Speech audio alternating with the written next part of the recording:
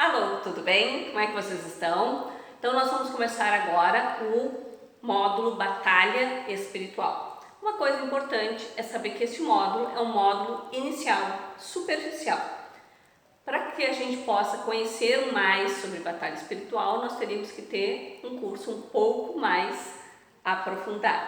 Mas é importante que a gente tenha uma noção, principalmente porque tem muitas pessoas que logo que elas se convertem, elas dizem, tá, eu pensei que agora a minha vida ia melhorar, ia tudo se resolver. E aí a gente percebe que mais confusão acontece. Por quê? Porque aí a gente começa a ficar sensível à batalha espiritual. Então antes nós estávamos no mundo, Satanás estava governando o mundo e isso quer dizer, nós estávamos sob o governo dele. Ele não estava muito preocupado, mas no momento que a gente se posicionou, a gente foi para o reino de Deus, agora ele sabe que ele tem um opositor, ele vai ter um soldado que vai guerrear pela sua casa, pela sua vida, pela sua sociedade, e ele, lógico, não está feliz com isso.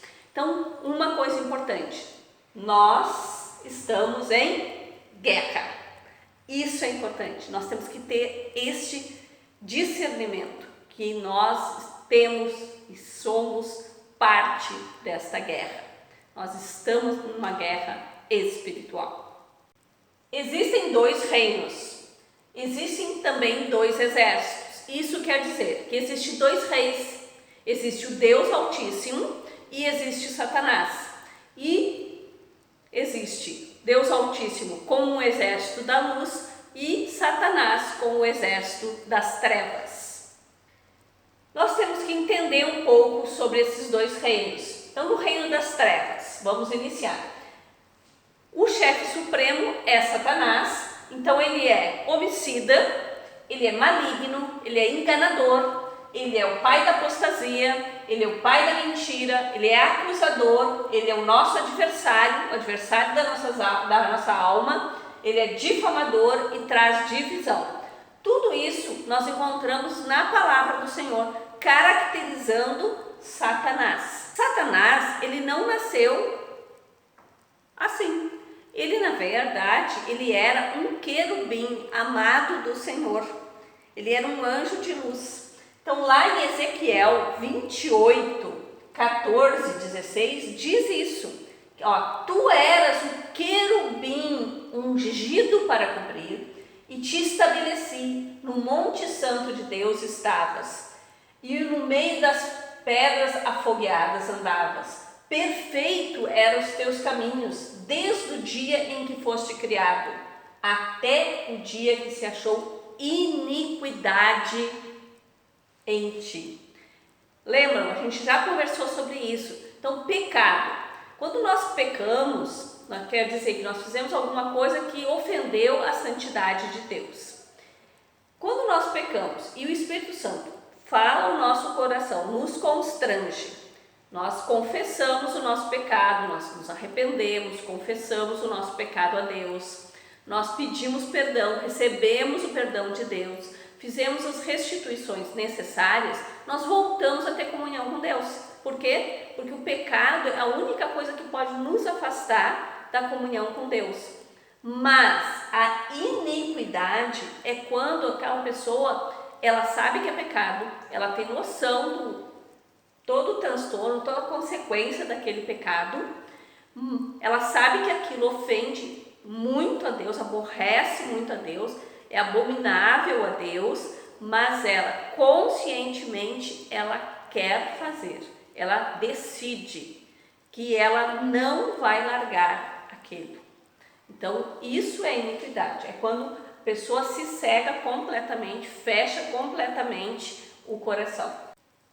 Lá em Isaías 14, 12, 15 diz assim: como caíste desde o céu, ó Lúcifer, filho da alva, como foste cortado por terra, tu que debilitas as nações. E tu dizia em teu coração, eu subirei ao céu, acima das estrelas de Deus, exaltarei o meu trono. e no monte da congregação me sentarei, aos lados do norte. Subirei sobre as alturas das nuvens e serei semelhante ao Altíssimo. Contudo, levado serás ao inferno, ou ao mais profundo abismo. Então aqui fala sobre Lúcifer. Lúcifer é filho da luz. Então vamos dizer assim, ele era o filho da alva, mas o que aconteceu? Ele decaiu. Então Lúcifer é o mesmo Satanás, é o mesmo diabo, e ele diz que no coração dele, ele ficou soberbo. Ele teve rebeldia no seu coração, engano no seu coração, maldade no seu coração, e ele quis ser igual a Deus. Então ali fala, né, que ele, pela soberba, ele quis ser igual a Deus, e Deus trouxe juízo sobre Lúcifer. Mandou ele ser expulso dos céus e já deu um juízo que ele vai ir para o mais profundo abismo, que é o inferno. Em Apocalipse 12, 7, 9, fala assim, que houve batalha no céu e Miguel, né, que é um dos arcanjos do Senhor, e seus anjos batalhavam contra o dragão. Então o dragão também pode ser Satanás, diabo, dragão, e batalhavam o dragão e seus anjos, e não prevaleceram, nem mais o lugar se achou nos céus. E foi precipitado o grande dragão, a antiga serpente, a chamado Diabo e Satanás, que engana todo mundo. Ele foi precipitado à terra, e seus anjos foram lançados com ele. Então, por isso que lá fala, né, que o mundo jaz no maligno. Então, Satanás ele foi lançado para cá, e a sua cauda levou após si 1/3 das estrelas do céu e lançou-se sobre a terra.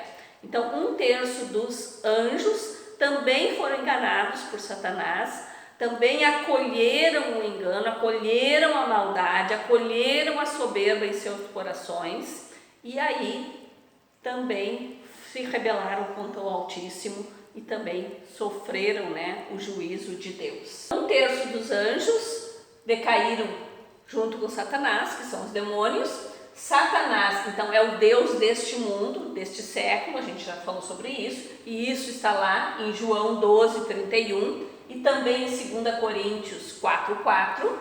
Eles não são oniscientes, não são onipresentes, então só quem é onisciente e onipresente é o Deus Altíssimo. São poderosos, mas são limitados pela vontade de Deus. Vocês lembram daquela passagem lá de Jó? Então Jó, ele estava lá, ele era um servo fiel a Deus, um servo que agradava o coração de Deus. Aí Satanás vai lá no trono de Deus e começa: e aí, como é que tá o teu servo Jó? Aí Deus diz: não, o servo Jó, ele é olha, está todo aqui dentro do meu coração, eu amo o servo Jó. Aí ele é muito fiel a mim. Aí o diabo diz assim: sim, só pode ser fiel, lógico. Ele tem mulher, tem filho, tem terra, tem tudo, tem amigos. Quero ver ele ser fiel se não tiver nada disso.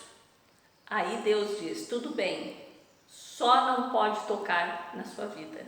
Não pode tocar na vida de Jó. Tu pode tocar em todas as outras coisas. Então aqui mostra que Deus limita o agir do demônio.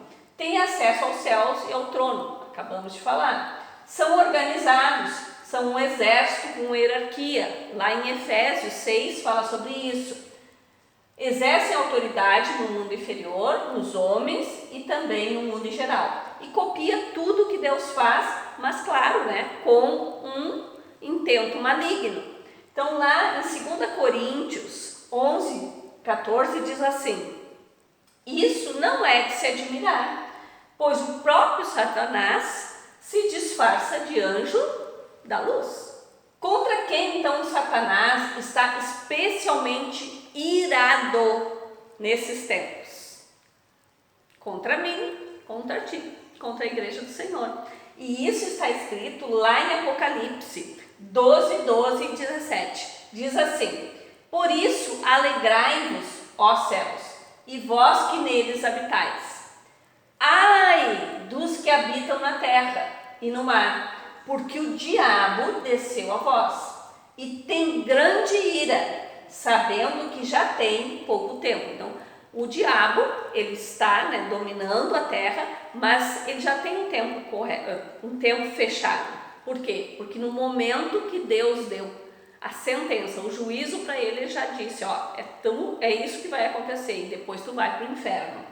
E o dragão irou-se contra a mulher e foi fazer guerra aos remanescentes da sua semente, os que guardam os mandamentos de Deus e têm testemunho de Jesus Cristo. Então, quem são esses? Somos nós, né? Nós somos aqueles que o diabo está olhando, está colocando o seu holofote sobre nós nesta guerra. Então, nós temos que ter ciência disso e permanecermos na luz. Então, lá em Efésios 6, 12, diz assim: não temos que lutar contra carne e sangue, e sim contra os principados, as potestades e contra os poderes deste mundo tenebroso, contra as forças espirituais da maldade, as hostes, nas regiões celestiais. Então, como nós tínhamos falado, eles são um exército, e esse exército hierarquizado. Então, nós temos os principados, que são a autoridade máxima de poder sobre uma nação, as hostes da iniquidade, que são o exército, os soldados, são os demônios, as potestades é uma força, um poder, um domínio, geralmente é uma autoridade de uma região geográfica ou também de uma área de influência, por exemplo, as artes, a música, o teatro, a política. Príncipe das trevas tem autoridade restrita e governa conforme as diretrizes e potestades local ou também do próprio Satanás. Um exemplo de potestade na Bíblia, que é bem claro, é aqui em Daniel. Se vocês lembram, Daniel estava fazendo um jejum de 21 dias e ele pediu a Deus uma resposta. E aí o anjo, ele estava vindo trazer a resposta. E quando ele chegou, ele disse para Daniel: no primeiro dia, Deus já tinha dado a resposta. Mas quando eu vinha vindo, eu tive uma oposição do rei da Pérsia. E aí o arcanjo Miguel teve que vir e teve que lutar. E aí eu vim entregar hoje, depois de 21 dias, a resposta do Senhor. Então aqui mostra que há uma oposição no mundo espiritual. Um outro exemplo bíblico sobre a ação demoníaca está relatado lá em Marcos 5, de 1 a 20, que é aquela pessoa que estava possuída, que é o possesso de Gadareno, aonde Jesus expulsou esses demônios e eles foram habitar nos porcos, e aí os porcos depois se precipitaram no mar. A estratégia de Satanás. Então, primeiro, ele incita o homem a pecar.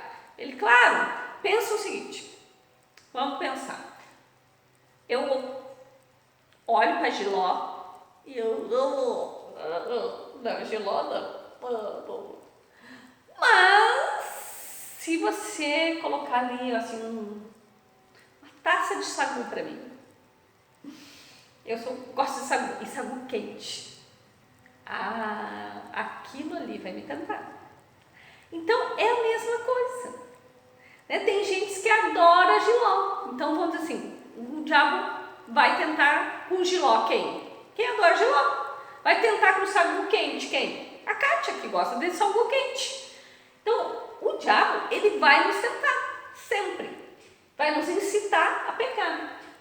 E ele causa dor, causa enfermidade, causa sofrimento, ele tem poder de morte, ele arma ciladas, armadilhas, laços, ele cega espiritualmente. Lembram lá em Apocalipse, Deus fala, né, da cegueira espiritual, e ele diz que nós devemos comprar o colírio dele, para que a gente possa ter discernimento espiritual. Podem influenciar, atormentar, controlar, oprimir e também possuir os homens. Outras estratégias de Satanás, né? Ele procura apagar a mensagem, a palavra de Deus nos corações dos homens. Ele lança os homens em prisões. Ele tenta peneirar os santos. Ele busca brecha, portas na nossa vida para poder atuar na nossa vida. E ele sempre vai se opor à obra de Deus. Então, sempre quando a obra de Deus está avançando, vai ter oposição, vai ter uma guerra espiritual. Quais os espíritos, então, que atuam na igreja? Isso aqui é baseado num livro que fala sobre isso. Então, nós vamos conversar um pouquinho sobre esse assunto. Então, assim, os espíritos do anticristo, de Jezabel, Babilônia, rebelião, de erro, engano, atuam despercebidamente, levando os cristãos à frieza espiritual e, consequentemente, a um enfraquecimento da igreja. Os espíritos de anticristo, de Jezabel, Babilônia e rebelião, e de erro e engano, atuam despercebidamente, levando o cristão à frieza espiritual e, consequentemente, ao enfraquecimento da igreja. Isso tudo está num livro, né? Todas essas coisas que nós vamos falar a partir de agora está baseado neste livro, que é Os Espíritos que Atuam na Vida da Igreja, de Roberto Sanzoricek. Então, o diabo: sede sóbrios, vigiai, o vosso adversário, o diabo, anda ao derredor, rugindo como um leão e buscando a quem possa tragar. Então, no momento da nossa conversão, nós recebemos o selo do Espírito Santo e nós temos uma proteção de Deus na nossa vida. Então, o diabo ele não pode nos atacar mais diretamente. Então, o que ele fica? Ele fica nos rodeando. E quando a gente abre alguma brecha, bom, aí ele pode meter a mão. Importância do perdão para não sermos vencidos por Satanás. Então, na 2 Coríntios 2, 10, 11 diz assim: e perdoai, para que não sejamos vencidos por Satanás, pois não ignoremos os seus ardis. Então, Deus está nos chamando para nos alertando, dizendo assim: olha, o diabo está aí, e o diabo não é bom, não fica com o olho fechado, não, abre o teu olho. O espírito de anticristo: como ouvistes que vem o anticristo, saíram de vosso meio, mas não eram dos nossos. Quem é mentiroso, senão aquele que nega Jesus Cristo, que é Senhor? Esse mesmo, o anticristo, esse é que nega o Pai e nega o Filho. Isso está lá em 1 João 2. Depois, lá em 1 João 4, diz assim: amados, não creais em todo o Espírito, mas provai se o Espírito vem de Deus. Nisso conhecereis os Espíritos de Deus. Todo Espírito que confessa que Jesus Cristo veio como carne é de Deus. Mas todo Espírito que não confessa que Jesus não é Deus, este Espírito é o Espírito do Anticristo.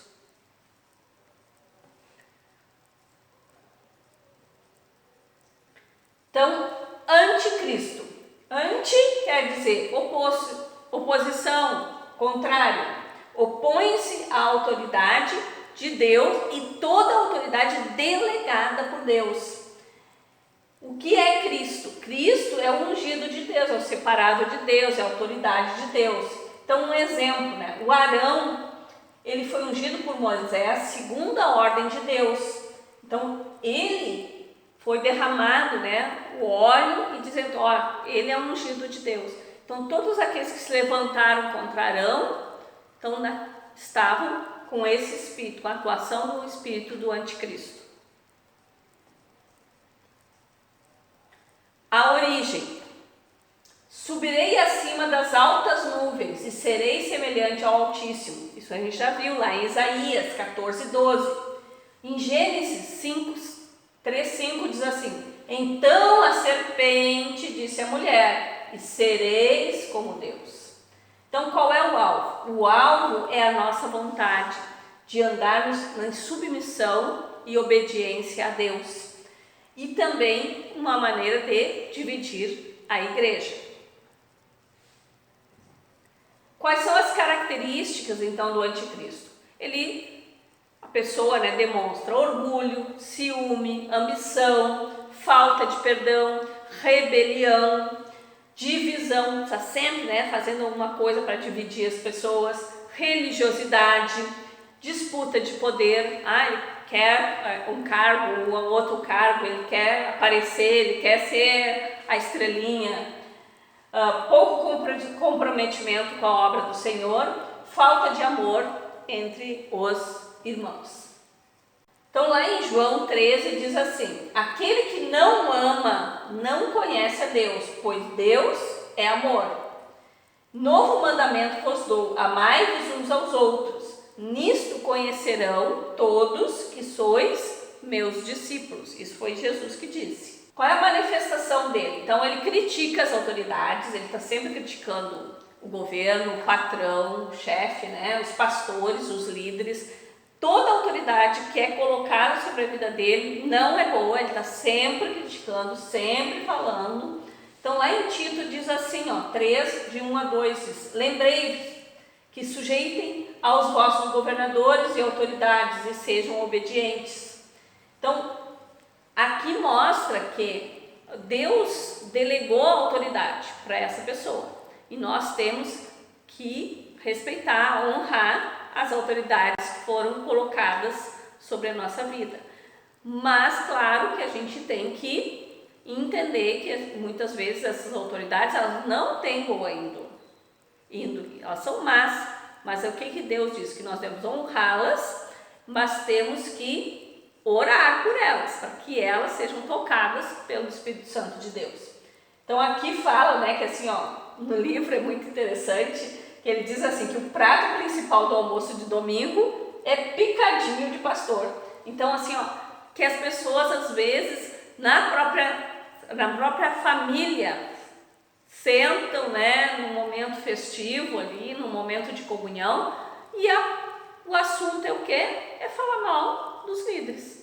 Falar mal do pastor, falar mal do governo, falar mal da autoridade que foi instituída na sua vida. E o que Deus diz? Diz para nós trocarmos a crítica por honra. Porque no momento que nós honramos, nós seremos honrados. Esse é o princípio da honra do Senhor, que está na palavra do Senhor. E aí assim nós seremos beneficiados. Porque no momento que nós nos levantamos contra uma autoridade delegada por Deus, nós estamos em pecado, em rebelião. Então, nesse momento, nós estamos ofendendo a santidade de Deus. E aí a maldição está sobre a nossa casa. Falatórios inúteis também e profanos, tanto na igreja, quanto no lar, quanto no trabalho, em momentos de comunhão. Ali fala, 2 Timóteo diz assim: falatórios inúteis e profanos, linguagem deles corrói como o câncer. Olha só. Então nós temos que cuidar da nossa língua. Cuidar da nossa língua. O que nós temos colocado para fora. Por quê? Porque a palavra fala que aquilo que está cheio no nosso coração é aquilo que a gente fala. Então nós temos que cuidar. Cuidar com o que a gente fala para saber o que está dentro do nosso coração. Então, como é que esse espírito ele se manifesta dentro dos nossos lares? Então, o esposo é crítico o tempo inteiro da esposa, não a ama como Jesus disse que devia amá-la, não protege ela como um vaso frágil e não a honra. Então aqui mostra assim, aquela pessoa assim, está sempre criticando a roupa da mulher, o jeito da mulher falar, o jeito da mulher, se ela faz o arroz, mas o arroz não está bom, não é igualzinho da mamãe, tempo inteirinho, não importa o que a mulher faça, em vez de ele filtrar, né, com os olhos de Cristo, não, ele traz os olhos do anticristo, né? Então a esposa também, né, não permite que o seu esposo seja o cabeça do lar, não o honra, não o respeita. Então aqui também demonstra esse espírito, né, do anticristo atuando dentro da família. Os filhos, quando os filhos criticam os pais e não os honram, também. Então nesse caso mostra que aquele espírito está atuando naquele lar. Outro espírito que atua na igreja é o espírito de Jezabel. Acabe era um rei em Israel e ele faz um casamento com os sidônios através de Jezabel. Uma aliança de casamento do qual Deus já condenava. Então ali ele já pecou. Ele trouxe para dentro de Israel a contaminação. Ele trouxe o culto a Baal e a Astaré. Ele era dominado pela esposa. Ele era um amorfo. Ele fez também postes ídolos e ele cometeu todo tipo de abominação. É isso que está registrado lá em 1 Reis 16, 29, 33. E quem era Jezabel? Então Jezabel, o nome dela tem esse significado: casta, montão de lixo e sem coabitação. Jezabel, ela era filha de Etabel, rei dos Sidônios, e ela era sacerdotisa de Baal. Baal, lembram, a gente já falou sobre Baal. Baal era o senhor possuidor, era um deus fenício. Ele era um deus que ele exigia no seu culto orgias e também o sacrifício dos filhos. Ela era manipuladora, ela cometeu os pecados de lascívia, feitiçaria, idolatria, rebelião e engano. E ela corrompeu quase toda a nação de Israel. Então, quais são as características de Jezabel? Então, ela possui uma sensualidade obsessiva. Ela é feiticeira, ela trabalha com rebeldia e encantamentos, ela tem ódio pela autoridade masculina e também autoridade feminina. Ela usa de manipulação, dominação, ela sempre quer ser a estrela, ela tem sempre tem que estar brilhando, ela faz um controle exacerbado de tudo e de todos. Ela quer ser idolatrada, ela usa de intimidação, ela trabalha amargura, pornografia, imoralidade, soberba, orgulho, arrogância. Ela traz desânimos para as pessoas, porque só ela quer brilhar, então acaba que as outras pessoas, né, se cansam. Né? Traz medo, dúvida, depressão. Ela abate o coração das pessoas, ela traz desejo de morte, perseguição aos santos e também aos profetas verdadeiros. Vocês lembram do Elias, né, com os profetas de Baal? É essa história aí. Então é essa história de Jezabel. Quais são as manifestações de Jezabel na igreja? É através de homens e mulheres que visam controlar, manipular, dominar as outras pessoas. Ela sempre usa do engano, da intimidação para conseguir a adesão das outras pessoas. Ela se declara a si mesma como profeta.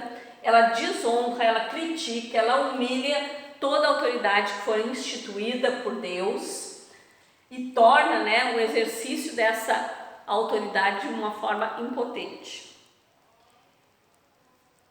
Se infiltra na igreja, né, através dos meios de comunicação, aprisionando pela sensualidade desenfreada, o homossexualismo, tendo isso como normal, tendo a pornografia, a depravação, a idolatria também a líderes, a pastores, a cantores, a artistas. Então isso tem que estar ódio, grudar no olho, né? Lembrando assim, que não, os homens não são santos.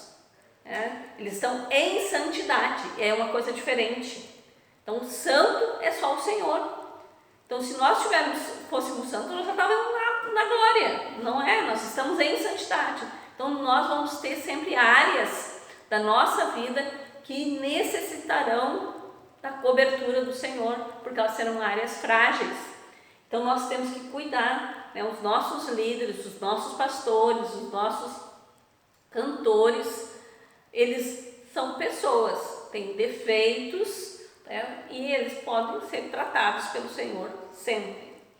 No casamento, com a insatisfação do seu cônjuge, com uma relação fria, com desonra à autoridade daquele que é o cabeça, e também ela incita ao adultério.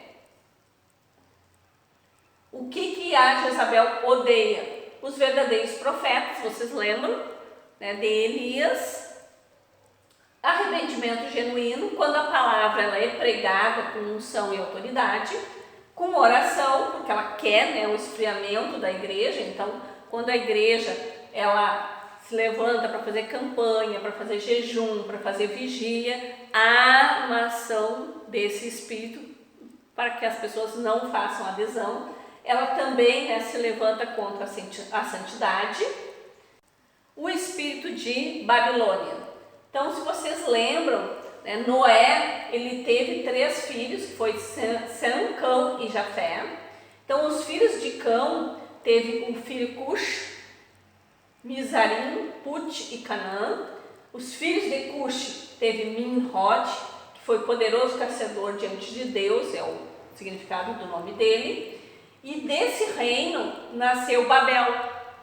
E aí, né, o que diz lá? Que Babel, as pessoas disseram assim, tornaremos célebres o nosso nome. Eles queriam construir aquela torre, a Torre de Babel, para que eles chegassem até Deus e eles se tornassem célebres. O que é isso? Lembra? Está lembrado de Satanás? Pois é, né? Então, Babel significa confusão. Então, Deus, né, quando ele viu o que estava dentro do coração do homem, ele fez com que aquelas pessoas, todas elas começassem a falar línguas diferentes e aí não conseguissem se comunicar. Então, a palavra Babilônia provém de Babel. E essa palavra simboliza a religião falsa, a feitiçaria, a astrologia, a ambição, a rebelião contra Deus. A palavra Babilônia também significa antideus. Então, na palavra, quando se reportam a esse espírito, fala assim, ó, mimosa e delicada, senhora dos reinos, além de mim não há outra, multidão de suas feitiçarias, abundância dos teus muitos encantamentos. Ela desafiou o Senhor, o Santo de Israel. Vê, eu sou contra ti, ó arrogante, diz o Senhor. Não devemos nos orgulhar dos nossos dons, dos nossos feitos, porque quem realiza é Deus, através de nossas vidas. Os nossos dons, Deus nos dá para a sua glória. Isso aqui está registrado no livro, nesse livro que os Espíritos atuam na vida da igreja. E aqui fala, na Babilônia, né, fala lá em Isaías, capítulo 13, depois em Isaías, capítulo 47, e também em Jeremias, capítulo 50. Fala sobre essas denominações do espírito da Babilônia. As características deste espírito da Babilônia. Então, é orgulho, é ciúme, é inveja, ambição, amor pelas coisas do mundo, grande interesse por coisas materiais, rebeldia, idolatria, confusão, soberba, feitiçaria, tem interesse demasiado pelo sobrenatural. Então, se envolve com astrologia, se envolve com encantamentos, se envolve com gnose, se envolve com hipnotismo, demoniologia, escatologia, religiões pagãs. Então, que tem aquela avidez de querer saber. Às vezes sabe mais do mal do que do bem. Tu pergunta sobre a Bíblia e não sabe quase nada. Agora pergunta sobre coisas, né, do sobrenatural maligno, sabe tudo. Não, peraí, tem alguma coisa errada. Não que a gente não deva conhecer o outro lado. Devemos conhecer o nosso inimigo. Assim, né, é a arte da guerra, né? Nós temos que conhecer o nosso inimigo. Mas vamos dizer assim, nós temos que entender que a gente não tem que ter aquela adoração, aquela coisa assim, ai meu Deus, sabe, os olhinhos brilharem. Não, olhinhos brilharem tem que ser para Deus, para as coisas de Deus, não para as coisas do outro lado. Nós temos que saber, sim, porque o conhecimento, ele nos dá poder também. Nós conhecermos, mas não idolatrar, não assim ter aquela coisa, aquele afã sobre as coisas do maligno. A manifestação do espírito da Babilônia. A igreja, uma ideia de autossustentabilidade. Então é tudo assim, tudo aqui é melhor, o meu pastor é melhor, nós somos filhos, mas eles lá são primos. Nós temos a nossa igreja, o programa de rádio, de TV, de discipulado, de não sei mais o que, não sei, tudo é melhor, tudo é melhor. O nosso pastor é melhor, é mais ungido, o nosso louvor é melhor, é mais ungido. Cuidado, né? Então, nós temos que lembrar que quem é o cabeça de tudo é Deus, é Jesus na igreja. E Ele já fez a gente entender que nós somos o corpo. Isso quer dizer, nós somos membros desse corpo. Então, não adianta a cabeça querer ser maior que o pé, não adianta. Está escrito lá, não adianta, cada um tem a sua função. Nós somos parte da igreja do Senhor. Então, placa nenhuma vai levar a gente para o céu. O que vai levar a gente para o céu é nós termos uma aliança com o Senhor. Outras manifestações do espírito da Babilônia. Diz assim, ele atua para bloquear o crescimento da igreja. Cuidado! Crescimento em número não quer dizer crescimento de verdade. Na verdade, nós temos que entender que crescimento significa tu pegar uma pessoa que estava no mundo, trazer para o reino da luz e essa pessoa crescer em estatura e maturidade diante de Deus. E ela ter uma vida de santidade. Então não adianta ter 500 membros, tá? E esses membros são como? Estão tudo imaturos? Estão tudo fazendo tudo errado? Não tem uma vida de santidade? Isso não é crescimento. Há orgulho, mundanismo e toda sorte de contaminação. Então ela traz isso, né, para dentro da igreja. Então, não, pode fazer isso. Não tem problema. Não, mas isso é do mundo. Não, mas assim, isso aí, de alguma forma, a gente até atrai as pessoas do mundo. Pessoal, peraí. A igreja é lugar de santidade. É isso. E adoração e glorificação a Deus. Tu não está ali para agradar os homens. Então, cuidado, né? Cuidado, presta atenção, né? Tudo que eu faço é contra a vontade de Deus, é prostituição, pois essa palavra tem o significado de infidelidade às coisas de Deus. Deus chama a igreja para a humildade, para a moderação, para a pureza de coração. E é isso que é a verdadeira santidade. Deus nos comanda a sairmos da Babilônia. Isso está lá em Apocalipse 18, de 1 a 4, diz: retirai-vos dela, povo meu, para que não sejais participantes dos seus pecados. Presta atenção, hein? O espírito do engano. A origem é o próprio Satanás, né? Ele é o pai da mentira, ele é o pai do engano. Então, vós pertenceis ao vosso pai, o diabo, e quereis executar o desejo dele. Ele foi homicida desde o princípio e não se firmou na verdade, pois não há verdade nele. Quando profere mentira, fala do que é próprio, pois é mentiroso, é o pai da mentira. Isso está lá em João 8. Em 2 Coríntios 11 diz assim: temo que, assim como a serpente enganou a Eva com a sua astúcia, assim também sejam de alguma sorte corrompidos os vossos entendimentos e se apartem da simplicidade que há em Cristo. Pois se alguém foi pegar-vos outro Cristo que não aquele que nós temos pregado, ou recebeis outro espírito que não o que vos recebestes, ou outro evangelho que não abraçastes, de boa mente o suportais. Então ali fala sobre esse espírito, o espírito do engano, o espírito da mentira. Então falando que ele atua na igreja, então atua na nossa vida. Então nós temos que estar cuidando, temos que estar vigilantes para que a gente possa se opor à ação dele. Então lá fala, né, que o Adão, ele não foi enganado. Nós muitas vezes estamos nessa mesma condição de Adão, sabemos conscientemente do engano e não paramos, porque o espírito do engano já nos dominou. O espírito do engano, muitas vezes nós temos que saber que nós vivemos em plena desobediência à vontade de Deus, vivemos uma vida de mentira, com o espírito de engano já nos levou, né, pelo seu encantamento, e em todas as áreas, mas tudo como agora passa a ser uma verdade para nós.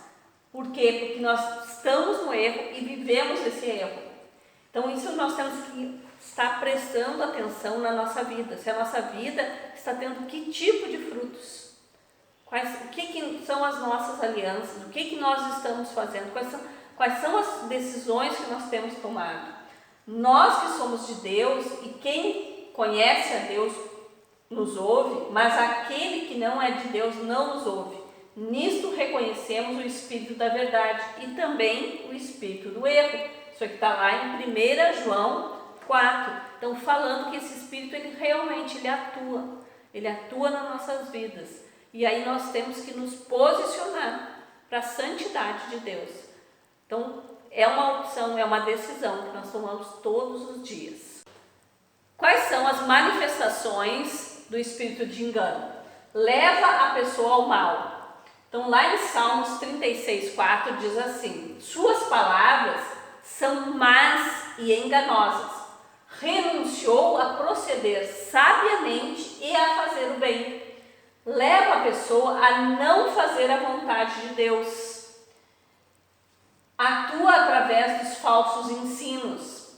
Então lembram, as pessoas começam, mas não é bem os sofismas. Parece uma verdade, tem até cara de verdade, mas na verdade é maligna. Ela vem pelo erro.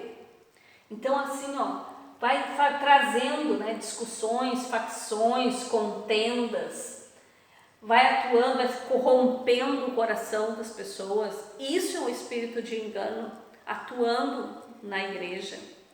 Bom, agora nós vamos falar sobre o reino da luz. Então, o reino da luz, quem faz parte deste reino somos nós. Então, nós somos filhos de Deus. No momento que nós tomamos o nosso posicionamento em Cristo, nós somos filhos de Deus. Mas também tem Deus, que é Deus Pai, Deus Filho e Deus Espírito Santo. E os anjos da luz. Então, os anjos não são todos eles espíritos ministradores enviados a serviço a favor dos que hão de herdar a salvação? Isso está lá em Hebreus 1,14. Então, anjo em latim significa mensageiro. É aquele que fala ou age obedecendo àquele que o enviou. Eles têm um alto nível de inteligência, de força, mas também têm livre-arbítrio. Lembram? Teve aqueles que decidiram seguir a Satanás. Lá em 2 Pedro diz assim: contudo, nem anjos, embora sendo maiores em força e poder, fazem acusações injuriosas contra aqueles seres na presença do Senhor. Então, anjo são seres celestiais que servem no reino de Deus em diversas funções. Então, lá em Salmos 148 diz assim: nos céus, louvai ao Senhor, louvai-os nas alturas do firmamento, louvai todos os seus anjos, louvai todos os seus exércitos. Então, aqui mostra que os anjos estão com essa função de louvar e glorificar a Deus. Ó tu, ó rei, viste também uma sentinela, o anjo, que descia do céu e dizia: derrubem a árvore, destruam-na, mas deixem o topo e suas raízes, presos com o ferro. Isso está lá em Daniel 4. Então aqui fala que anjo também é um sentinela, um vigia. Em 2 Reis 6 diz assim: e ele disse: não temais, porque mais são os que estão conosco do que os que estão com eles. E orou Eliseu e disse: Senhor, peço que abras os olhos para que veja. E o Senhor abriu os olhos do moço e viu. E eis que um monte estava cheio de cavalos e carros de fogo ao redor de Eliseu. Então, eles também fazem parte do exército do Senhor e eles vêm, no socorro aos santos. Salmo 91 diz: porque a seus anjos dará ordem a teu respeito, para que te guardem em todos os teus caminhos. Então, eles também nos protegem. O anjo do Senhor acampa ao derredor daquele que os teme e o livra. Então, fala sobre a proteção. Então, essas são as funções dos anjos. Eles são mensageiros, eles louvam, glorificam a Deus, eles são sentinelas, eles são parte do exército celestial, eles acampam ao derredor dos santos, eles nos protegem. Agora então nós vamos falar um pouquinho mais sobre anjos, arcanjos, querubins e serafins. Anjo Gabriel, ele foi citado lá em Daniel 8,16, diz assim: eu ouvi uma voz de homem entre as margens de Ulai, a qual gritou e disse: Gabriel, dá a entender a este a visão. Gabriel também foi o anjo que falou para Maria sobre Jesus, que Jesus viria no ventre dela. Então, os anjos são mensageiros, os anjos são responsáveis por anunciarem as boas novas e também a executarem as ordens de Deus. Lá em Gênesis diz assim: não toque no rapaz, disse o anjo, não lhe faça nada. Agora sei que você teme a Deus, porque não negou o seu próprio filho, o seu único filho. Aqui fala do Isaac. Lá em Lucas também diz assim: de repente, uma grande multidão de exército celestial apareceu com um anjo, louvando a Deus e dizendo: glória a Deus nas alturas e paz na terra aos homens, aos quais ele concede o seu favor, quando do nascimento de Jesus. Então, o arcanjo, ele lidera os exércitos de anjos. Então, nós temos aqui o arcanjo Miguel, lembra que a gente até já falou sobre ele. Então, o arcanjo Miguel, lá em Judas 1,9, diz assim: contudo, nem mesmo o arcanjo Miguel, quando estava disputando com o diabo acerca do corpo de Moisés, ousou fazer acusação injuriosa contra ele, mas disse: o Senhor o repreenda. Lá em Apocalipse também fala de Miguel. Houve então guerra nos céus. Miguel e seus anjos lutaram contra o dragão, e o dragão e seus anjos revidaram. Então, o arcanjo Miguel, também lá em Daniel, lembram-se, a gente já falou sobre isso, mas o príncipe do reino da Pérsia me resistiu 21 dias, e eis que Miguel, um dos primeiros príncipes, veio para ajudar-me, e eu fiquei ali com o rei da Pérsia. Os querubins, então, também são citados na Bíblia, como sentinelas e como guardiões. Vocês lembram que quando Adão e Eva foram expulsos do paraíso, Deus colocou querubins na porta, do jardim, com espadas flamejantes. Também tem os serafins. Os serafins são aqueles que louvam ao Altíssimo sem parar, em constante adoração. Então, aqui em Isaías 6 fala assim: serafins estavam por cima dele. Cada um tinha 6 asas, com 2 cobriam seus rostos, com 2 cobriam seus pés, com 2 voavam. e clamavam uns aos outros dizendo: Santo, Santo, Santo é o Senhor dos exércitos. Lá em Isaías 6,6 fala: mas um serafim voou para mim, trazendo na sua mão uma brasa viva, que tirara do altar com uma tenaz. E aí santificou os lábios daquele profeta.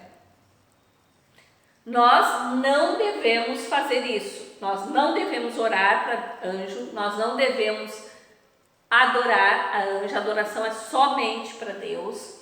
Nós não devemos ordenar os anjos. Então, quem ordena anjo, quem manda em anjo é Deus, não somos nós. E nós não devemos pedir para que anjo nenhum interceda por nós. Quem é que pode interceder por nós? Jesus e o Espírito Santo. Em Efésios 1:21, Efésios 2:6, fala da posição de Jesus. Então, Jesus está hoje assentado nas regiões celestiais, junto com Deus, à sua direita. E Ele está acima de todo principado, de toda potestade, de todo poder, de todo domínio. Então, Jesus, nós precisamos saber que Ele está acima e Ele tem todo o poder dado por Deus. Então, quando nós sabemos que estamos na batalha, ou vamos enfrentar uma batalha, então nós devemos ir no trono da graça e pedir para que Deus nos aparelhe para essa batalha.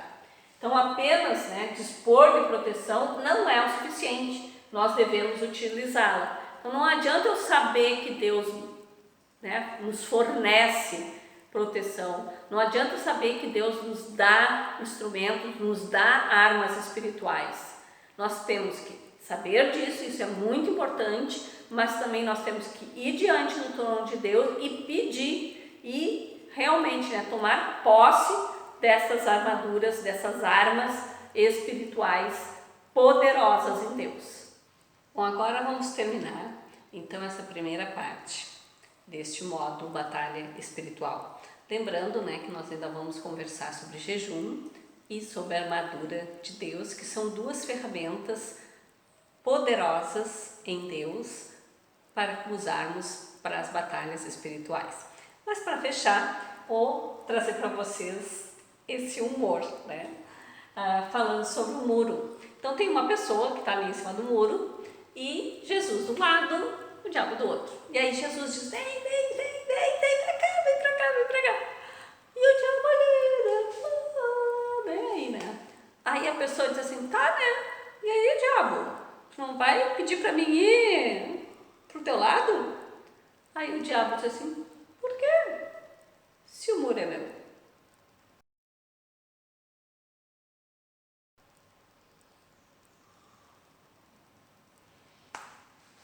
Então, pessoal, nós temos que saber disso. Não existe ficar em cima do muro. Ou tu está de um lado, ou tu está do outro. Ou tu está no reino da luz, ou tu está no reino das trevas.